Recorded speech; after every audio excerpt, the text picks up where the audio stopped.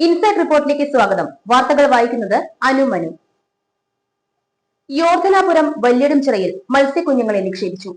പൊതുകുളങ്ങളിൽ മത്സ്യക്കുഞ്ഞുങ്ങളെ നിക്ഷേപിക്കുന്നതിന്റെ ഉദ്ഘാടനം മെമ്പർ ബിനോയ് കൂരൻ നിർവഹിച്ചു. യോർധനാപുരം വല്യടുംചിറയിൽ മത്സ്യക്കുഞ്ഞുങ്ങളെ നിക്ഷേപിച്ചു. പൊതുകുളങ്ങളിൽ മത്സ്യക്കുഞ്ഞുങ്ങളെ നിക്ഷേപിക്കുന്ന പദ്ധതിയുടെ ഔദ്യോഗിക ഉദ്ഘാടനം മെമ്പർ ബിനോയ് കൂരൻ നിർവഹിച്ചു.